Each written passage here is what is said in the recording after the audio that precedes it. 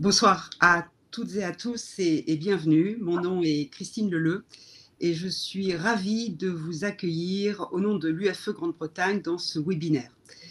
Vous êtes très nombreux à nous rejoindre ce soir, donc merci à vous tous et merci infiniment à nos deux intervenantes, maître Angélique Deveau de l'étude Chevreux et Laure Lewis, responsable clientèle internationale et expatriée chez Carte Financement.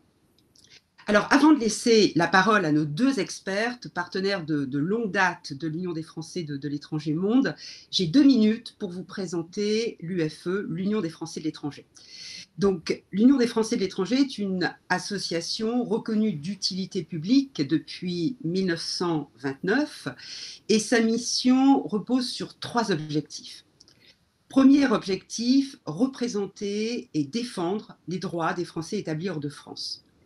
Je vais en prendre un exemple récent en 2022 avec la requête et l'issue positive de la requête qui a été déposée par l'UFE Monde devant le Conseil d'État pour demander le retrait des motifs impérieux qui étaient imposés aux Français qui voulaient rentrer en France pendant la pandémie. Voilà.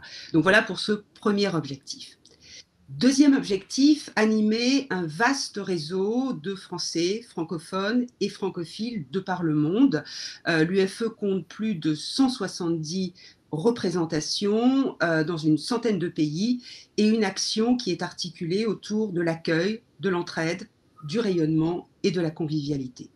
Et puis enfin, construire des partenariats avec des experts de qualité pour offrir à nos adhérents des services et des privilèges. Alors, l'UFE Grande-Bretagne fait partie de ce réseau. Nous sommes à votre écoute.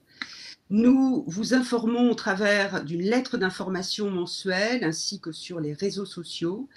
Et nous organisons régulièrement des événements, des conférences d'information pour ou sur des sujets qui sont au cœur de vos préoccupations, tels que la retraite, la fiscalité, l'immobilier ou d'autres sujets qui vous concernent en tant que Français du Royaume-Uni. Voilà.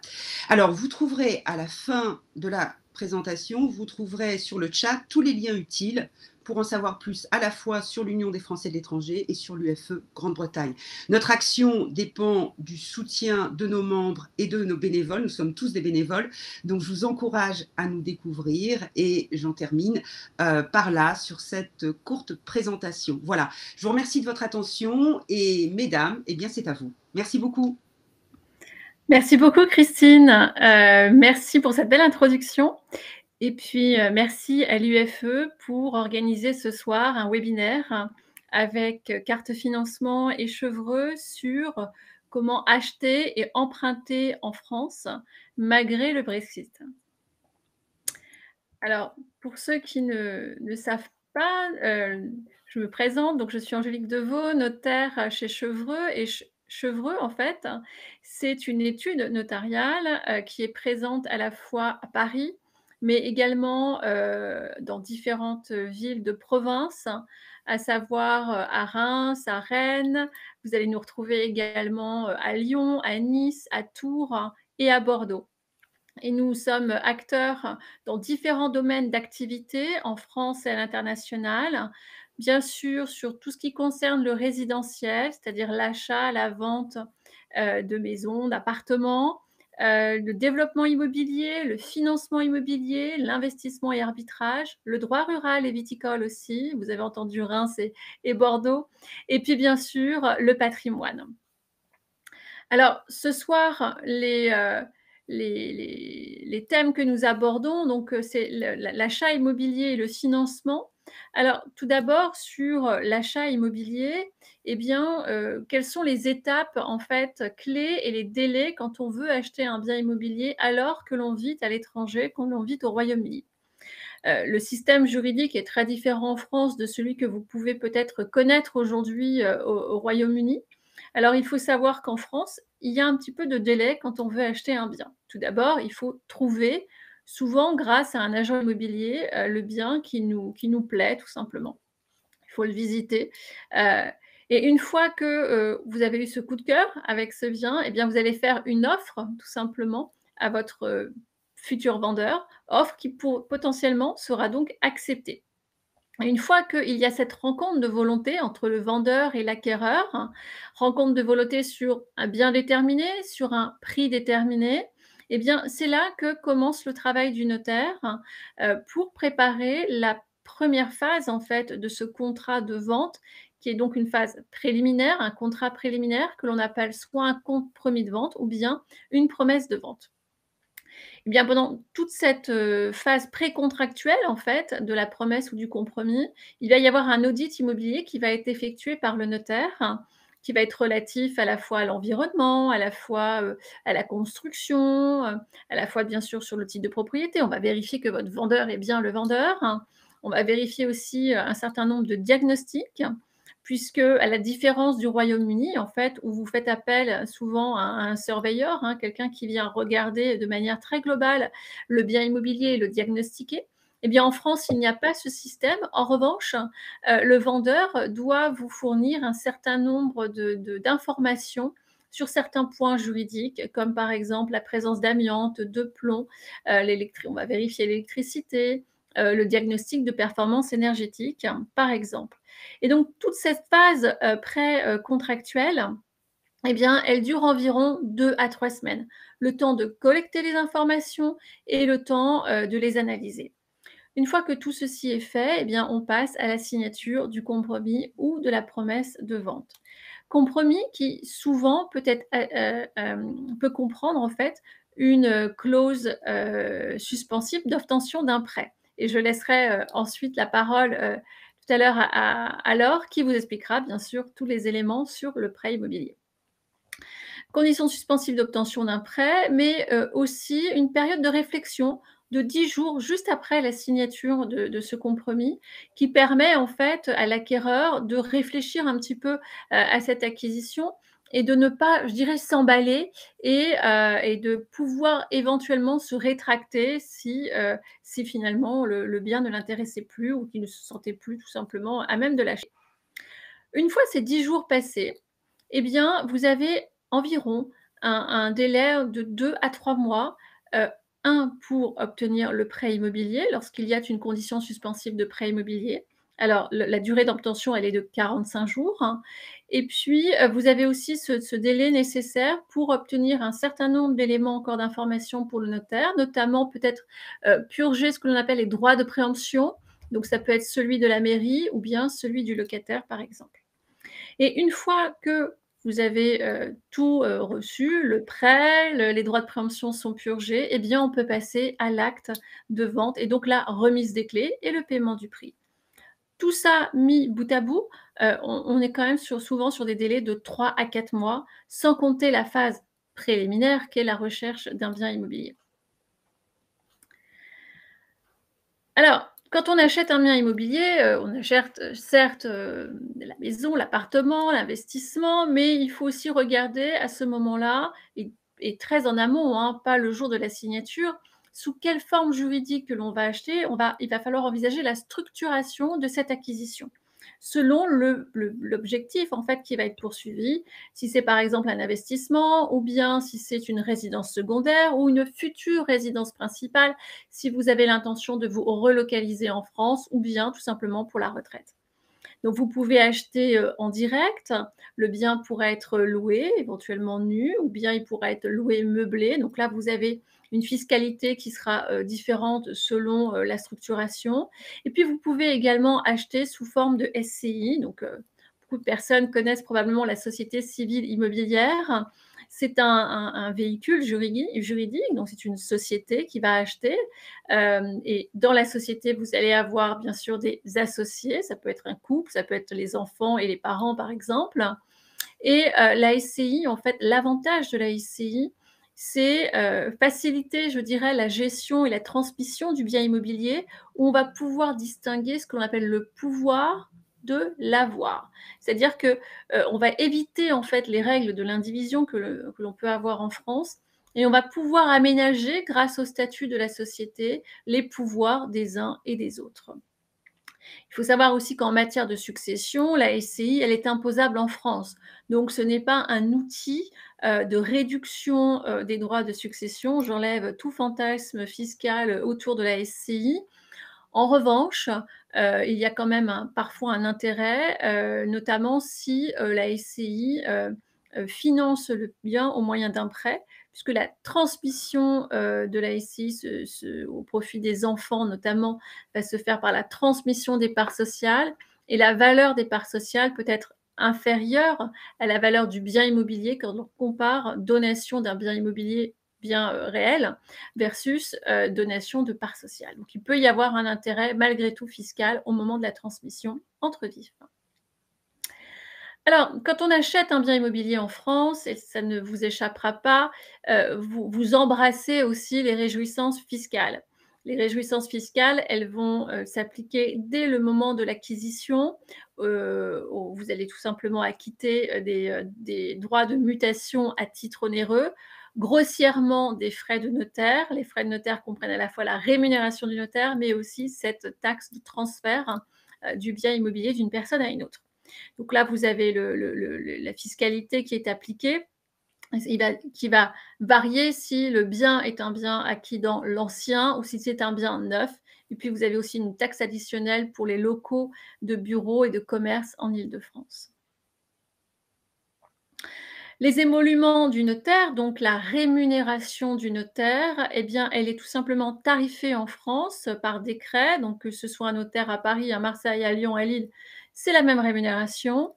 Vous avez donc un coefficient qui va s'appliquer sur la valeur vénale, la valeur du bien vendu. Donc, vous êtes à 0,799 pour une vente d'immeuble. 0,271 pour des prêts immobiliers. Et pour tout ce qui concerne les cessions de parts sociales, eh bien, ce sont des honoraires libres.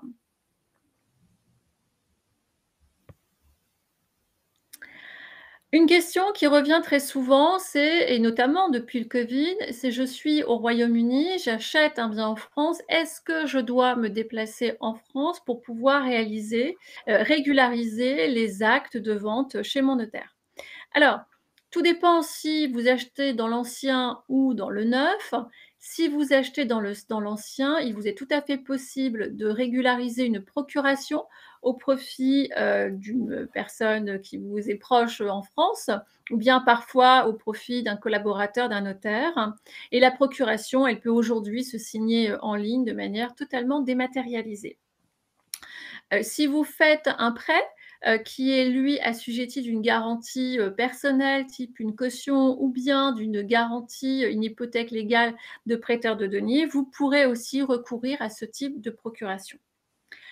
Attention, si vous achetez dans le neuf, hein, donc les ventes en l'état futur d'achèvement par exemple, ou bien si votre prêt est un prêt hypothécaire, pardon, eh bien dans ce cas, vous allez devoir signer différemment, la procuration. Ce sera une procuration authentique, et une procuration authentique, c'est une procuration qui est reçue par devant notaire, comme si vous étiez chez le notaire. Alors, auparavant, vous le saviez peut-être, il fallait se déplacer, en France pour pouvoir signer la procuration, ou alors on pouvait faire avec un scrivener public, au Royaume-Uni, mais c'était un petit peu compliqué.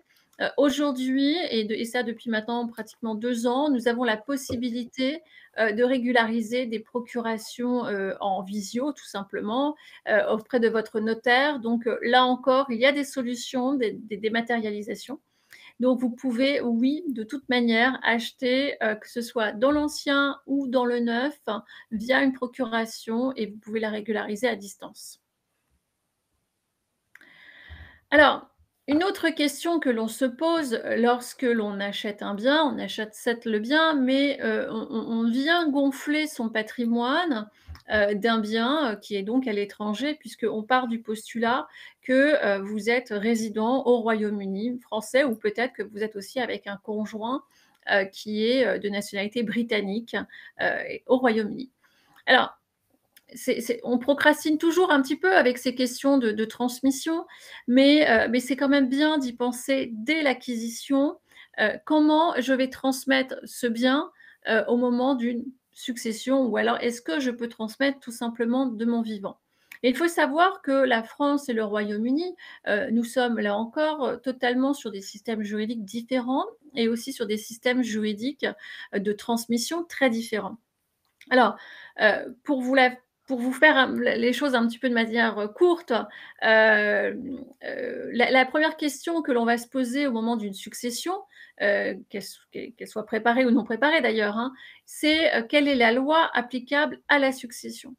Alors, d'un point de vue, français, puisque le bien immobilier est situé en France, eh bien, cette loi sera soit celle de la résidence habituelle du défunt au moment de son décès, ou bien celle de sa nationalité si le défunt a émis la possibilité de choisir sa loi nationale applicable à sa succession. Loi de la résidence habituelle du défunt, je pars du postulat que, vous êtes enfin le défunt en tout cas est résident, habituel au Royaume-Uni. Il se trouve que le Royaume-Uni n'est pas un État membre de l'Union européenne comme tout le monde le sait, et aussi, un État tiers du règlement européen sur les successions, donc avec des règles différentes. Eh bien, dans ce cas-là, on va devoir regarder justement ce qui se passe au Royaume-Uni en matière de succession internationale pour pouvoir connaître la loi applicable au bien qui est situé en France. Alors, choix ou pas choix de loi, eh bien, le Royaume-Uni, lui, s'il n'y a pas de choix, eh bien, il va tout simplement renvoyer, à la loi française, à la loi de situation, les biens qui sont pour les biens immobiliers qui sont situés en France. En revanche, si vous avez un compte bancaire, il est probable que ce soit la loi du Royaume-Uni qui s'applique sur ce compte bancaire. Concrètement, ça veut dire quoi? Ça veut dire que dans le cadre d'une succession, vous avez en France un bien immobilier et un compte bancaire, un petit peu une situation assez classique. Eh bien, votre bien immobilier sera dévolu selon la loi française, tandis que votre bien mobilier, qui est le compte bancaire, sera dévolu selon la loi du Royaume-Uni, hein, du Pays de Galles et de l'Angleterre, par exemple. Ça veut dire donc 2 lois différentes avec des héritiers potentiellement qui peuvent être différents. Et puis, par-dessus, eh bien, il va se greffer aussi des notions de domicile, domicile qui est une notion particulière au Royaume-Uni et donc on pourra soit avoir effectivement un domicile, de choix, anglais ou bien on pourra considérer qu'il y a un domicile de naissance en fait, français si la personne elle est toujours française, et qu'elle n'a pas adopté, la nationalité britannique, ni exprimé la volonté d'avoir un domicile au Royaume-Uni. Tout ça pour vous dire quand une succession est non préparée, heu heu, en termes de temps, ça prend énormément de temps puisqu'il faut se coordonner entre le notaire et le solliciteur au Royaume-Uni et les tribunaux au Royaume-Uni et donc qui dit du temps dit aussi de l'argent, dès que l'on touche ces matières. Heu, une succession non préparée, il faut savoir qu'en France, qui va hériter, lorsque l'on a, un conjoint survivant et des enfants, une situation assez classique, eh bien, à la différence, d'autres pays, heu, le conjoint n'hérite pas de tout. En fait, il va devoir partager avec les enfants et la répartition, elle va se faire, selon si les enfants sont des enfants communs ou si selon les enfants, sont des enfants non communs. Donc première difficulté. Seconde difficulté, donc vous avez compris que le conjoint n'hérite pas de tout, les enfants héritent et pour cause. En France, on a un principe de protection des enfants qui est le principe de la réserve héréditaire. En d'autres termes, on ne peut pas déshériter ses enfants, heu il faut absolument qu'ils reçoivent quelque chose. Et au-delà de ce principe, eh bien la France, l'an passé, donc le 1er novembre 2021 a laissé entrer en vigueur, je dirais, un nouveau principe que l'on appelle le droit de prélèvement compensatoire. Alors c'est un mécanisme, un peu mathématique qui vient en fait, qui permet, si vous voulez, à des enfants qui auraient pu être déshérités par le truchement, je dirais, d'une loi étrangère, de pouvoir récupérer une quote-part sur les biens qui sont situés en France, une compensation. Tout ça pour vous dire que, dans certaines situations, quand bien même j'ai par exemple uniquement un compte bancaire, en France et qui serait dévolu selon, le système britannique et qui reviendrait par exemple au conjoint survivant et donc l'enfant serait en quelque sorte déshérité, eh bien, cet enfant pourrait casser, la loi étrangère et faire application, alors par application du droit français, mais en tout cas demander une compensation sur les biens qui sont situés en France, à la fois sur ce compte bancaire et éventuellement sur le bien immobilier. Alors il y a un tas de conditions, hein, pour pouvoir, appliquer ce texte, hein. Je ne rentrerai pas dedans, mais tout ça pour vous dire qu'une succession non préparée, vous allez avoir des lois différentes, des personnes qui vont hériter de manière différente et aussi avec des possibilités de contestation maintenant, puisque, existe le droit de prélèvement compensatoire. Alors, une fois que l'on sait que ne pas préparer, c'est pas bien, et bien, on se prépare justement à la transmission de ce bien nouvellement acquis. Alors il existe différentes manières d'anticiper et tout va dépendre en fait de quel va être l'objectif que vous avez. Est-ce que vous souhaitez protéger, votre conjoint? Est-ce que vous souhaitez transmettre, à vos enfants? Il existe donc différents outils qui soient situés en France ou qui soient situés tout simplement au Royaume-Uni. Le testament, par exemple, est un très bon outil qui est connu dans nos 2 législations. De manière générale, lorsque l'on souhaite anticiper, il faut faire un audit avec votre notaire et aussi un audit avec votre solliciteur par coordination et ensuite, cette coordination va vous permettre d'utiliser, pardon, le meilleur outil pour pouvoir transmettre dans l'intérêt soit du conjoint, soit des enfants ou des 2 tout simplement. Alors, un autre volet de la transmission, c'est la fiscalité. Alors, je vous ai dit tout à l'heure, la France, elle est quand même très championne de la fiscalité. Ça n'a pas changé depuis que vous êtes partis au Royaume-Uni. Il faut savoir que, au moment d'une succession, bon, il y a plusieurs règles qui vont se mettre, en place, mais il faut retenir 3 points. Le 1er, c'est que dès lors que le défunt était résident fiscal en France, hein, au moment de son décès, eh bien, c'est la totalité de la succession qui est imposable en France. 2e point, si le défunt n'était pas résident, en France, mais ailleurs, hem, les biens qui sont situés en France, eux, sont imposables en France.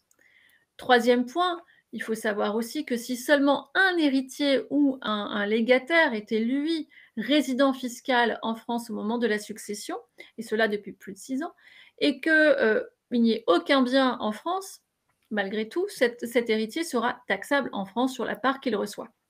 Donc encore une fois, beaucoup de situations qui font que la succession, une succession peut être taxable en France en raison soit de la résidence fiscale du défunt ou de la résidence fiscale de l'héritier ou du légataire, mais aussi à raison de la situation des biens qui seraient donc situés en France.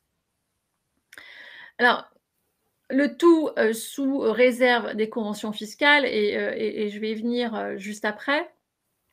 Mais il faut savoir aussi qu'en France, donc, certes, il n'y a plus aujourd'hui de droit de succession entre époux et aussi entre copacsés, c'est plutôt une bonne nouvelle.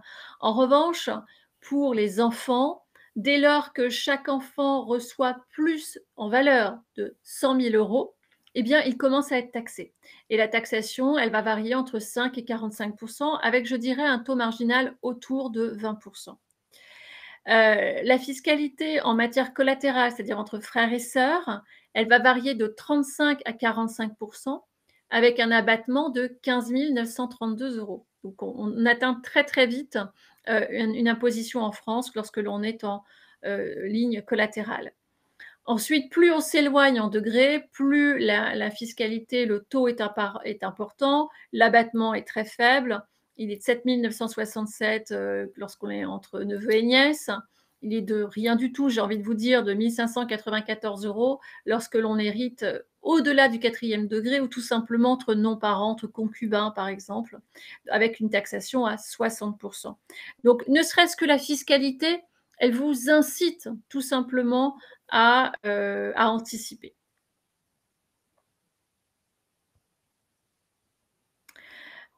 Une des manières d'anticiper, c'est notamment la donation, en nue propriété. Alors c'est un mécanisme, encore une fois, qui est très franco-français, hem, qui peut avoir des conséquences, au Royaume-Uni, pas forcément que des conséquences positives, aussi des conséquences, je dirais négatives, donc il faut faire très attention. Le principe du démembrement de propriété, c'est en fait, je vais casser la pleine propriété pour me garder l'usufruit c'est-à-dire la jouissance du bien. Si vous prenez le mot usufruit, vous avez usu qui veut dire utiliser, fruit, récolter des fruits. Par exemple, vous pouvez donc vivre dans le bien ou bien louer le bien et récolter les loyers, donc les fruits de ce bien, et puis vous donner la nue propriété, par exemple, à vos enfants. L'intérêt fiscal, l'intérêt civil, c'est d'abord une transmission anticipée, bien entendu, et l'intérêt fiscal, c'est qu'au moment où vous faites cette donation, eh bien, vous n'allez pas être imposé sur les droits de mutation à titre gratuit, sur la valeur vénale totale de ce bien, mais uniquement sur la valeur fiscale de la nue propriété qui, elle, va dépendre de l'âge de l'usufruitier. Donc, par exemple, lorsque le donateur, celui qui donne, est âgé de 55 ans, eh bien, on va estimer, enfin, le Code général des impôts estime que la valeur de son usufruit est de 50 et donc la valeur de la nue propriété est également de 50. Ce qui veut dire que les droits de donation vont être calculés sur 50 du bien et non pas sur la totalité. Je vais vous donner un petit exemple chiffré. Vous avez une personne qui a 2 enfants. Elle a justement 54 ans. Elle est propriétaire en France de 2 biens immobiliers d'environ donc 1,5 million. Je vous ai fait juste un calcul rapide. Droit de succession versus droit de donation. Si elle donne ces 2 biens en nue propriété à ses 2 enfants, les droits de donation seraient de 106 388 euros. Et au moment de la succession, 0 € à payer puisque l'usufruit ne se transmet pas, il s'éteint. Donc il n'y aurait pas de succession, en tout cas sur ces biens-là.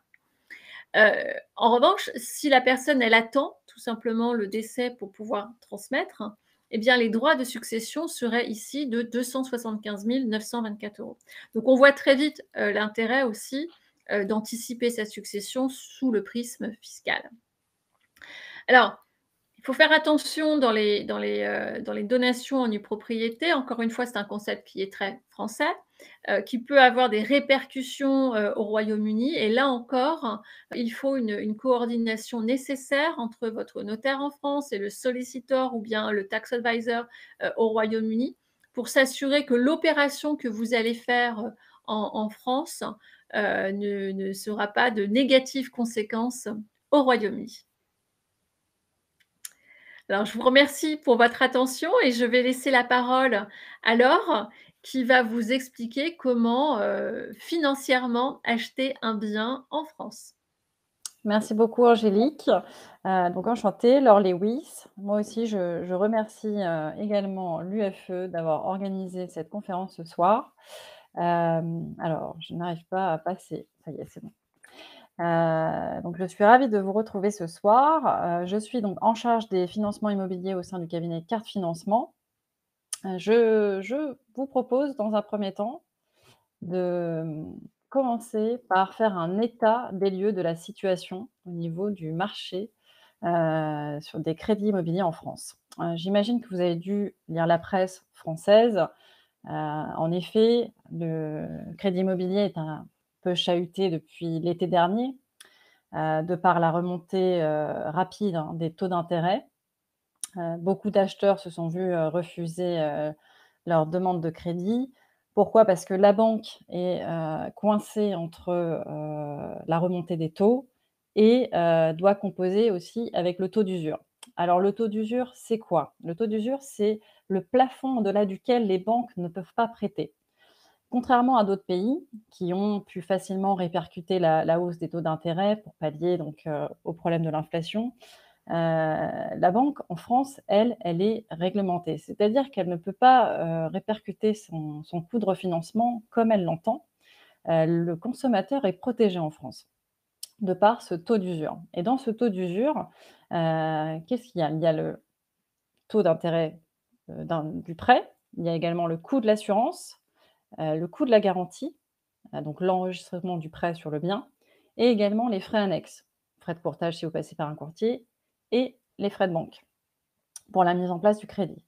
Et ce qui se passe actuellement, c'est qu'il est à 3,05 sur 20 ans, donc ce plafond est à 3,05 sur 20 ans, ce qui était donc Cette révision a été faite au 1er octobre, donc ce qui a laissé un peu d'oxygène pour les acheteurs, hein, parce que finalement les taux étaient encore aux alentours de 2,2 début octobre, donc ce qui laissait de la place pour pouvoir financer les projets. Et finalement, 15 jours plus tard, les banques ont continué d'augmenter le taux, en moyenne de 0,30 et 0,40. C'est plus tous les mois qu'elles les augmentent, mais c'est quasiment tous les 2 semaines. Donc c'est vrai qu'on arrive un petit peu à mi-novembre aujourd'hui, avec un peu un frottement sur certains dossiers. Donc, quels sont les dossiers qui sont impactés par le taux d'usure? Principalement les primo-accédants, donc sur on va dire des petits montants, parce que plus le montant est faible, plus ça affecte le taux d'usure, puisqu'il y a des frais annexes qui sont flat, et donc automatiquement, ça affecte le taux d'usure. Ça affecte également les gens qui ont un certain âge, donc à partir de 50 ans, par exemple, le coût de l'assurance devient assez cher, et ça affecte aussi les non-résidents. Pourquoi? Parce que les non-résidents sont un peu moins bien servis sur le taux, hein, le taux d'intérêt. Pourquoi? Parce que le dossier de non-résident, quelle que soit sa qualité, eh bien, parfois il est toujours de qualité supérieure, n'est pas toujours rentable pour la banque en France. Oui, parce que quand elle vous prête de l'argent, elle espère aussi pouvoir vous commercialiser des produits annexes, donc des produits d'assurance, des placements, et parfois le client n'est pas toujours éligible à ces produits. Donc on sent un petit frottement actuellement. La bonne nouvelle, c'est que la prochaine révision du taux d'usure est au 1er janvier 2023. Des annonces sont assez claires, hein, dans la presse, la baisse de production, on va dire moins 30 de production de crédit. Donc il va y avoir des réactions très certainement gouvernementales dans les prochains mois.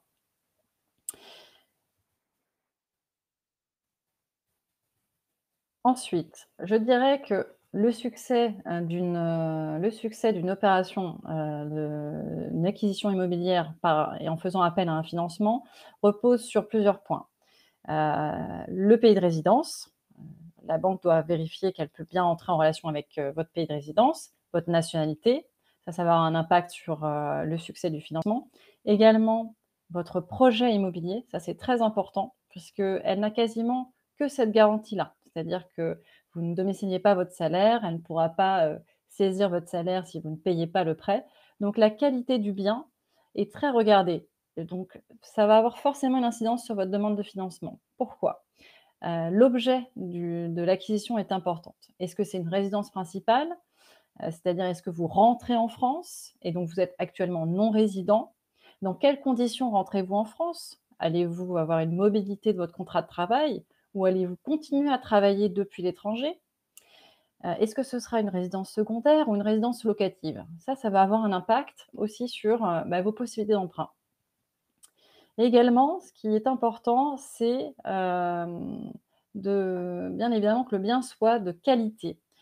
Donc il faut que le bien soit habitable, hein, c'est souvent ce qui est demandé par les banques françaises, un bien habitable, dans une région, disons, plutôt, où le bien est, disons, liquide, c'est-à-dire en cas de non-paiement, la banque va regarder: «Est-ce que je vais pouvoir revendre facilement ce bien?»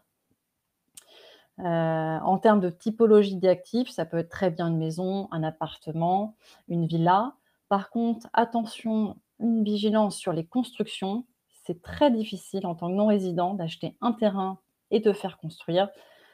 Pourquoi? Parce que tout simplement déjà le terrain, c'est très difficile. Les banques n'arrivent pas à prendre une garantie sur un terrain, pas possible. Donc elle va forcément vouloir financer et le terrain et la construction, donc elle va prendre une hypothèque pour pouvoir, mener à bien ce financement, et souvent, les projets de construction, ça demande aussi de la vigilance sur les corps de métier que vous allez employer.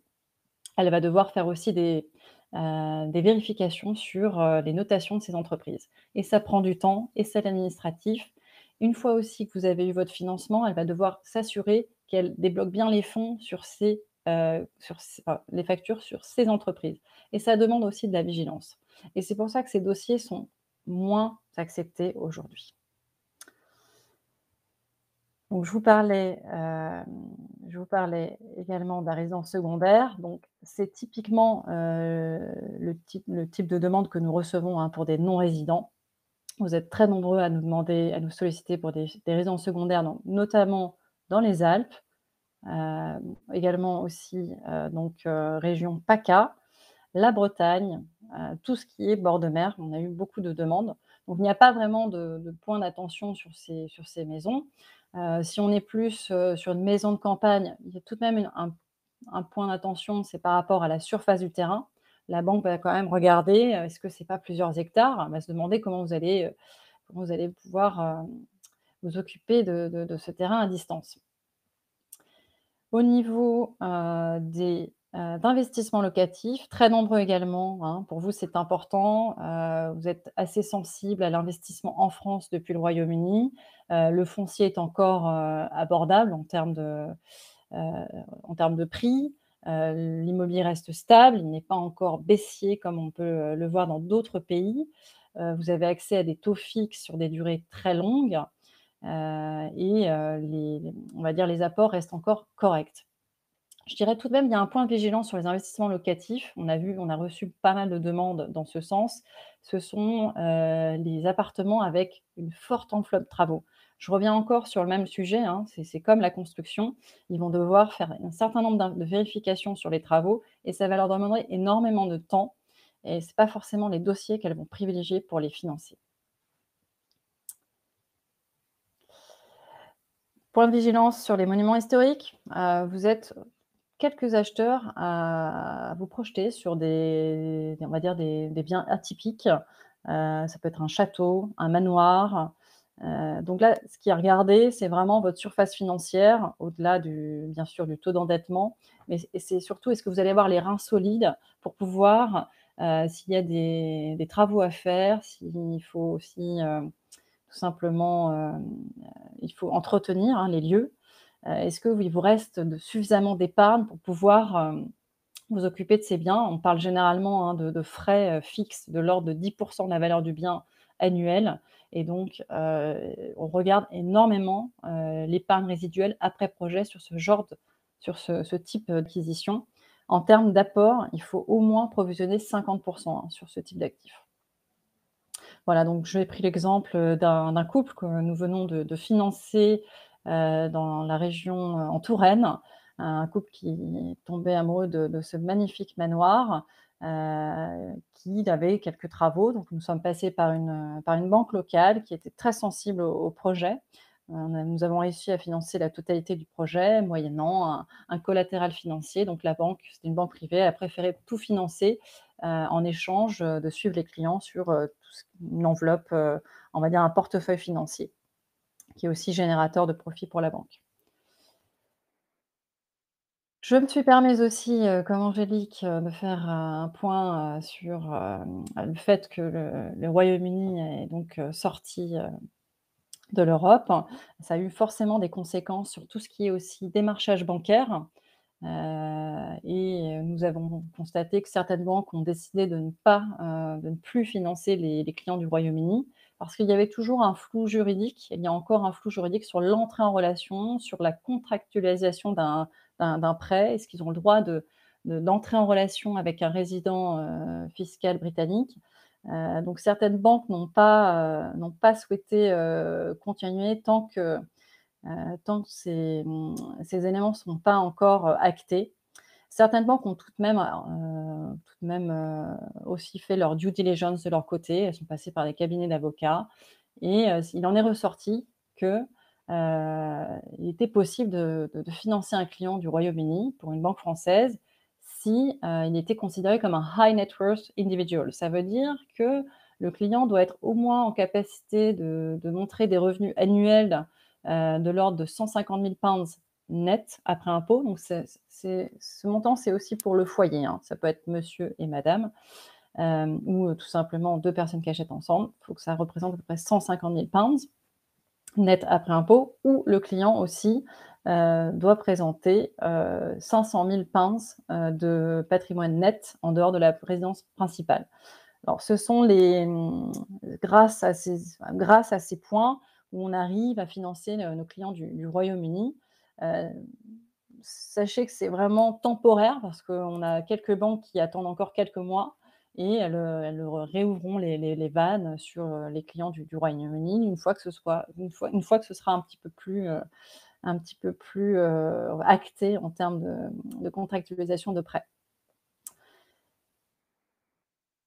Concernant les situations, personnelles et professionnelles des emprunteurs, là, ce sont des choses, de base, mais qui sont importantes, hein. Vous pouvez donc acheter par le biais d'une structure, vous pouvez acheter en nom propre. Les banques sont assez sensibles aussi, au sens, hein, des acheteurs, c'est-à-dire qu'il faut avoir un lien, soit marital ou être pacsé. Il est plus compliqué d'acheter avec des amis, par exemple. Concernant la structure de l'emprunteur, c'est possible, bien sûr, d'emprunter par le biais d'une SCI. Et attention, ce n'est pas toutes les banques qui acceptent et de financer une SCI et un non-résident. Voilà, ça dépend aussi, c'est du cas par cas. Pourquoi? Parce que c'est juste que certaines banques, ça rajoute de l'administratif et en ce moment, ils n'ont pas envie de se rajouter de l'administratif, donc voilà. Au niveau de la nationalité de l'emprunteur, l'idéal, c'est d'avoir au moins dans le couple un Français, parce qu'il y a certaines banques qui sont beaucoup plus sensibles à prêter à des Français. Pourquoi? Parce que vous avez le lien avec le pays, il va y avoir aussi peut-être, un retour en France. Donc, c'est vrai que la banque française est sensible à la nationalité. Concernant l'âge des emprunteurs, en général, on sensibilise, on dit qu'à partir de 54 ans, c'est un peu plus difficile. Pourquoi? Parce qu'il y a bien sûr ce souci du taux d'usure, mais au-delà de ça, il y a aussi anticiper les revenus à la retraite. Les retraites ne sont pas toujours les mêmes selon les pays et notamment au Royaume-Uni. La France va avoir un peu plus de visibilité sur le revenu retraite, et va être moins en capitalisation, ce qui est plus le cas au Royaume-Uni. Donc, la banque va généralement caper les revenus à 60 pour anticiper des revenus retraite. Au niveau de la profession, là, c'est important. Bien sûr, vous devez présenter des revenus pour pouvoir emprunter. Une situation stable, hein, il faut être en contrat de travail à durée indéterminée, ça c'est important. Et attention, en ce moment, ils regardent énormément l'ancienneté. Il faut au moins avoir 6 mois, d'ancienneté, chez l'employeur. Même si vous avez passé la période d'essai, ils sont assez sensibles à ça. Concernant les chefs d'entreprise ou freelance, pareil, il faut vraiment avoir de l'historique, hein, dans votre activité. Et bien évidemment, il est important de vous verser et des dividendes et des salaires parce que même si votre turnover, il est excellent, ce qui est regardé, c'est vraiment ce que vous déclarez sur votre déclaration fiscale. C'est très important. Concernant les apports, c'est devenu un peu plus important. On va dire qu'avant voilà, pendant la remontée des taux, on était plutôt sur du 20 plus les frais de notaire et là, ce qu'on constate, c'est plutôt 30 voire 40 avec les frais de notaire. Elles sont devenues un tout petit peu plus exigeantes en termes d'apport. Bien évidemment, l'apport peut aussi être des contreparties financières, hein, c'est-à-dire qu'on peut financer 100 d'un projet, moyennant peut-être 30 en face de contrepartie financière. C'est vraiment, encore une fois de plus, du cas par cas. Chaque banque a son mode opératoire et ses propositions. Je mets aussi un bémol sur la provenance des fonds, c'est très important. On regarde toujours comment vous constituez les fonds. Si ça a été de la donation, on va regarder si ça a bien été réglementé chez un notaire, en bonne et due forme. Les banques regardent énormément aussi, voilà, l'origine de votre apport. Il faut qu'il y ait une cohérence entre vos revenus, votre patrimoine et l'apport que vous avez. Également, où se trouve l'apport. Si ça vient de proches, il faut vraiment que ce soit, ça peut pas être un prêt d'un ami, par exemple. Ça peut pas être issu d'un refinancement d'un bien immobilier à Londres, par exemple, aussi, parce que ça reviendrait à financer de la dette par de la dette et ça leur pose un problème. Donc voilà. Mais généralement, quand on est non-résident, il faut penser à une chose, souvent, il y a des contreparties financières. Voilà, il y a aussi au-delà de l'apport, il y a des contreparties financières pour que le dossier soit rentable aussi pour les banques. Parce que dans des contreparties financières, il y a bien évidemment des souscriptions de fonds communs de placement, qui sont générateurs de profits aussi pour les banques. Concernant, pour revenir au timing, c'est très important. C'est très important de bien prendre les informations en amont et surtout régulièrement, surtout en ce moment parce que les conditions sont assez changeantes. Donc c'est pas parce que vous avez validé, il y a 3 mois avec votre banque que là, vous venez de trouver. Il faut toujours prendre des nouvelles. Où on en est? Est-ce que vous prêtez toujours à un non-résident? Parce que c'est vrai que c'est changeant. Pareil pour le taux d'usure, parce que peut-être que vous avez validé un taux qui fonctionnait en termes de taux d'usure pour que le dossier passe et finalement, on se retrouve 3 mois plus tard avec une hausse de taux et le dossier bloqué à cause du taux d'usure. Concernant donc le timing, faut garder à l'esprit que le 1er mois, à partir du moment où vous avez signé le compromis, c'est là où le dossier doit être déposé. Et en général, vous avez un premier retour d'un comité sous 3 semaines. Le comité donne un accord sous réserve de 2 points. Premier point, c'est déjà être accepté par l'assurance. C'est très important. Si vous n'êtes pas accepté par une assurance, en cas de décès ou perte totale d'autonomie, la banque ne vous financera pas. Et le deuxième point, c'est sous réserve d'entrer en relation, c'est-à-dire de l'ouverture du compte. Doivent tout de même aussi statuer sur une ouverture de compte, et ça prend du temps. C'est une petite démarche administrative qui rajoute peut-être 15 jours. Donc le deuxième mois, c'est toutes les démarches administratives, l'ouverture du compte, les contreparties financières, les assurances. Et le début du troisième mois, c'est là où les offres de prêt sont éditées. En général, donc vous recevez vos offres de prêt et vous avez un délai de rétractation de 11 jours avant de les renvoyer. Et ce qui nous emmène à la fin du troisième mois. Donc comme disait Angélique, 3 mois, ce n'est pas du luxe. Alors, juste un petit point sur le cabinet Carte Financement. Nous existons depuis plus de 10 ans. En 2021, nous avons financé 260 millions, dont 80 millions pour des non-résidents. Et depuis notre existence, nous avons financé des clients de plus de 51 pays.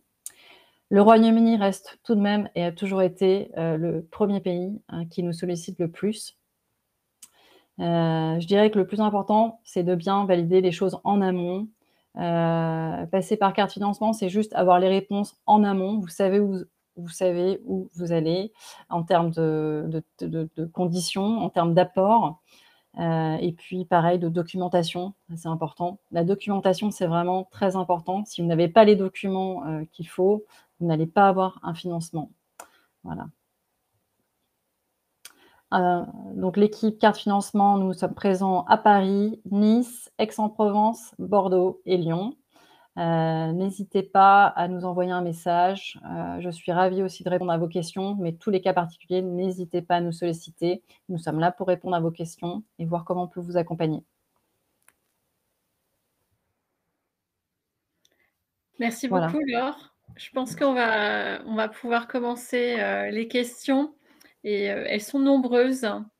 Je te propose d'en prendre une et puis, Oui. Alors, voilà, je vais valider.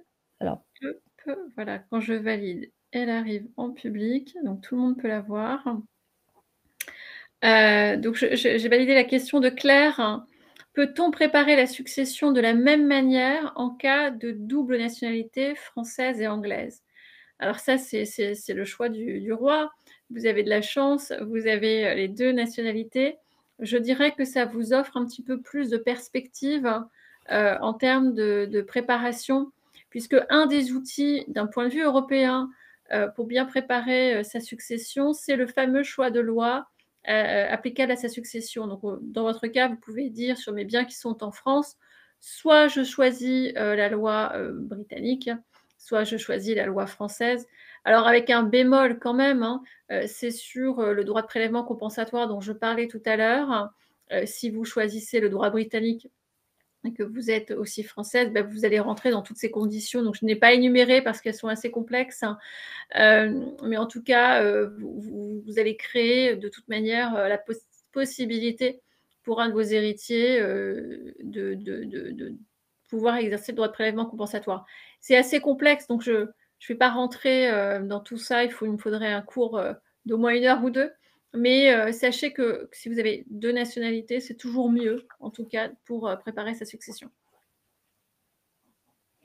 je vais prendre la question de Madeleine Sheridan. Vous pensez qu'il faut réviser le mode de calcul du taux d'usure? Tout à fait, je suis tout à fait d'accord avec vous. Peut-être que le taux d'usure a été mis en place pour protéger le consommateur, ce qui est une très bonne chose bien sûr, mais peut-être que le taux d'usure n'avait pas anticipé un scénario où pendant plusieurs mois on a des taux extrêmement bas et tout à coup une hausse assez féroce, faut dire ce qui est.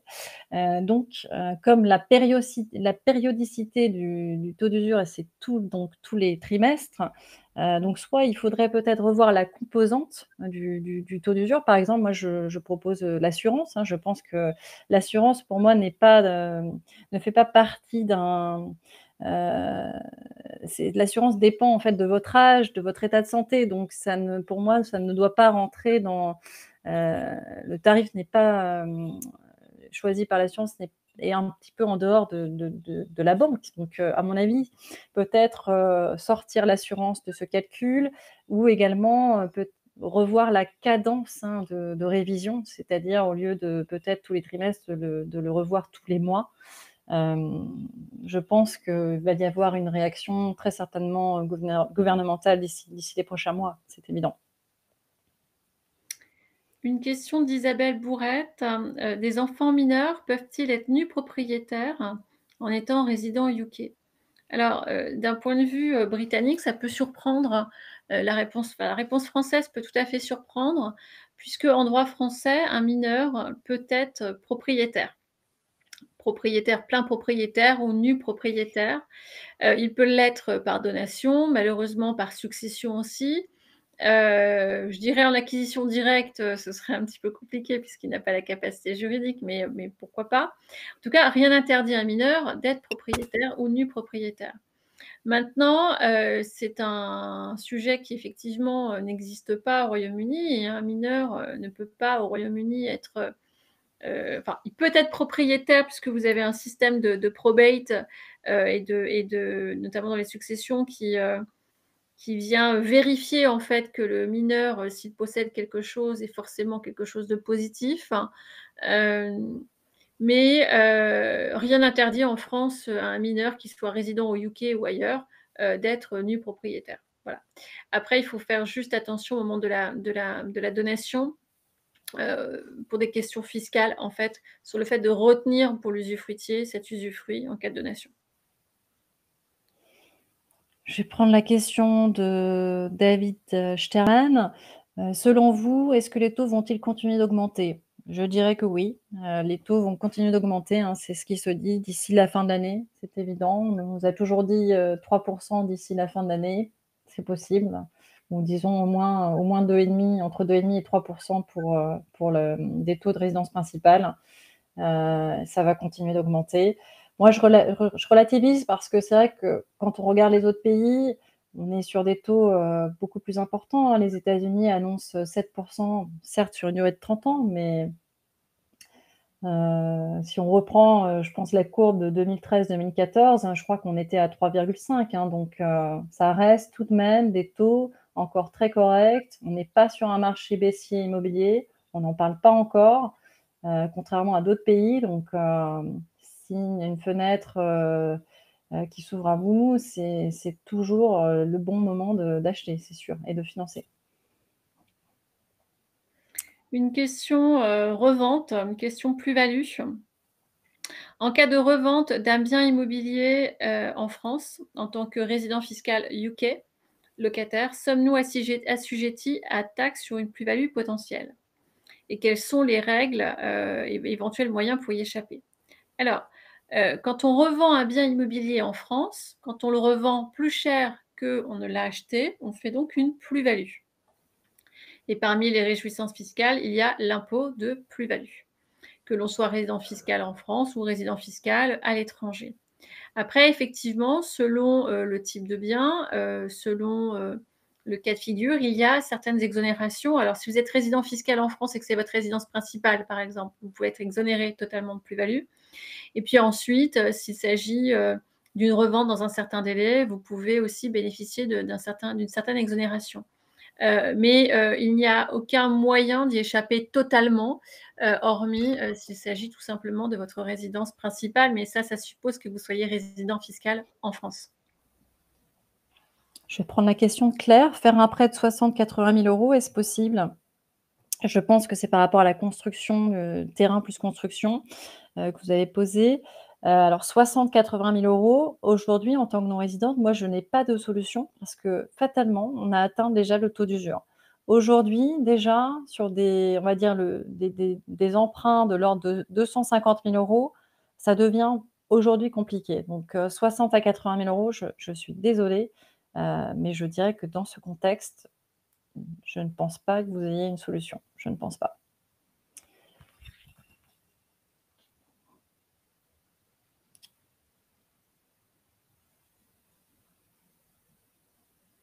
Je peux prendre une autre question, Oui, Angélique? vas-y. Ouais. Alors, je vais prendre la question de Elise Nichols. Pour une demande d'information pour un prêt, ma banque BNP me demande 150 000 net chacun pour mon mari et moi. Est-ce correct? Et aussi 500 000 pounds de patrimoine chacun. Alors là, c'est pareil. Je suis totalement d'accord avec vous, madame. Certaines banques ne savent vraiment pas. Elles ont pris un avocat juridique et fiscaliste qui leur a édité une note sur les points, enfin, sur on va dire les demandes, hein, les critères pour pouvoir entrer en relation avec un client du Royaume-Uni. Et c'est vrai qu'on n'a pas toujours le même son de cloche selon les banques. Donc, en tout cas, moi, c'est ce que j'ai compris, parce que ça dépend vraiment de chaque banque. Il y a des banques qui nous demandent 150 000 pounds net en raisonnant sur un foyer. D'autres banques, c'est soit l'un, soit l'autre, c'est-à-dire soit 150 000 pounds net après impôt ou 500 000 pounds de patrimoine financier en dehors de la résidence principale. Donc, c'est vraiment en fonction de chaque banque. Mais c'est vrai qu'on ressorte les mêmes chiffres, mais pas les mêmes demandes. Donc, encore une fois, plus c'est du cas par cas. Et pour moi, BNP, de ce que j'avais compris, c'était 150 000 pounds net chacun pour BNP, en effet. Et par contre, ils ne demandaient pas en plus d'avoir 500 000 pounds de patrimoine net. Mais peut-être que je me trompe, mais en tout cas, ce n'est pas ce que j'avais compris chez BNP. Peut-être que le conseiller a aussi mal compris. Encore une question plus-value d'Arnaud. Est-ce que la plus-value sur la vente de la résidence principale au UK est imposable en France lorsque l'on revient en France, la résidence fiscale changeant du UK à la France? Alors, en France, si le bien est en France et qu'il s'agit de votre résidence principale, vous êtes exonéré en fait lorsque vous la revendez, que vous faites une plus-value. Donc là, si votre résidence principale est au UK, est-ce qu'elle est imposable en France? En fait, vous pourrez bénéficier de la même exonération si vous deveniez en fait résident fiscal en France à ce moment-là. Pour tout ce qui concerne les plus-values immobilières, je vous invite à aller visiter notre site. Vous avez une fiche sur le Brexit qui a été faite donc il y a un petit peu plus d'1 an maintenant et qui touche notamment aux questions fiscales et notamment aux questions de la fiscalité en matière de plus-value immobilière entre la France et le Royaume-Uni. Je vais prendre la question de... Alors, la question... excusez-moi, je me suis perdue. Beaucoup de questions ce soir. Alors, la question, c'était, donc vous êtes de retour en France, vous avez un enfant en France, de ce que j'ai compris, et vos revenus sont toujours de source britannique. Est-ce que je suis résident ou non résident aux yeux des banques? Très bonne question. Vous êtes, donc aux yeux des banques et non du fisc, vous êtes non résident parce que vos revenus sont de source étrangère. Donc, on peut tout de même trouver des solutions. Cependant, vous êtes vu comme un non-résident, c'est-à-dire qu'on va vous demander un certain niveau d'apport. Vous n'allez pas être servi de la même façon sur le taux de l'emprunt également, puisque vous n'êtes pas en capacité de domicilier votre revenu et vous ne répondez pas tout à fait aux critères du client résident. Également, si vos employeurs sont donc britanniques, il faudra une lettre de votre employeur qui confirme que vous pouvez bien exercer votre activité depuis la France. Une question de Stéphanie. Mes parents, résidant en France, souhaitent me faire don de leur appartement et en garder l'usufruit. Vais-je devoir payer une taxe en Angleterre sur ce bien? Alors, il existe une convention fiscale, enfin plusieurs conventions fiscales entre la France et le Royaume-Uni, mais sur ce domaine, le bien étant situé en France de toute manière, il sera imposable en France, donc là, aux droits de mutation à titre gratuit, autrement dit les droits de donation. Maintenant, le fait de posséder donc de la nue propriété en France, est-ce que ça va générer une fiscalité au Royaume-Uni? Je ne pense pas, puisqu'il n'y a pas de revenu sur ce bien, le revenu étant pour l'usufruitier, donc vos parents. Néanmoins, je ne suis pas fiscaliste britannique, donc pour tout ce qui concerne la fiscalité propre au Royaume-Uni, j'invite toujours les personnes à prendre conseil et attache donc auprès d'un fiscaliste local. Je vais prendre une dernière question, Angélique aussi, parce que on nous fait comprendre que c'est bientôt la fin, il est 21h. Alors, je vais prendre la dernière question. Pour moi, c'était donc propriétaire d'un appartement dans Paris, 9e, évaluée à 800 000 €. Peut-on emprunter contre cette évaluation, sachant que la propriété est devenue à 100% est détenue à 100% et il n'y a pas de prêt immobilier dessus pour acheter en province? Alors, vous faites donc allusion à un prêt hypothécaire affecté, puisque finalement on affecte un autre bien. Techniquement, tout à fait faisable. C'est en général, donc les prêts hypothécaires, c'est donc 70% de la valeur du bien qu'on ressort. C'était des pratiques, pour des non-résidents qui se faisaient très bien jusqu'à, on va dire, il y a 5 ans. Aujourd'hui, je n'ai pas de solution de prêt hypothécaire pour un non-résident pour acheter un autre bien. Je dirais, pourquoi ne pas financer l'autre bien en province en direct dans ces cas-là? Ce serait plus simple, je pense. Ça vous coûterait moins cher aussi, puisque le coût de l'hypothèque n'est pas la même, hein. Alors une dernière question, de Claire. Concernant la nue propriété, quelles conséquences sur la fiscalité anglaise? Donc, c'est ma réponse un peu par rapport à celle que j'ai évoquée juste avant. À mon sens, aucune, mais en revanche, je vous invite, vraiment à vérifier auprès d'un fiscaliste, local. Pour toutes les questions de plus-value, puisqu'il y a une autre question sur, quel site internet, le site dont je parlais tout à l'heure, c'est tout simplement le site Chevreux. Nous avons fait une fiche d'information suite au Brexit et donc vous pouvez, en tapant, Brexit dans le moteur de recherche, de l'étude, enfin de notre site internet, pardon, vous pouvez tout à fait retrouver cette petite fiche, qui va vous donner toutes les conséquences juridiques et fiscales du Brexit, dont les plus-values immobilières qui ont été également, touchées. Merci à tous. N'hésitez pas à nous contacter sur, nos différents sites internet. Vous avez aussi nos emails, dans la présentation. Vous allez recevoir une présentation, enfin un replay, hein, de cette présentation, au plus tard, début de semaine prochaine. Nous restons à votre disposition. N'hésitez pas et nous vous souhaitons une bonne soirée.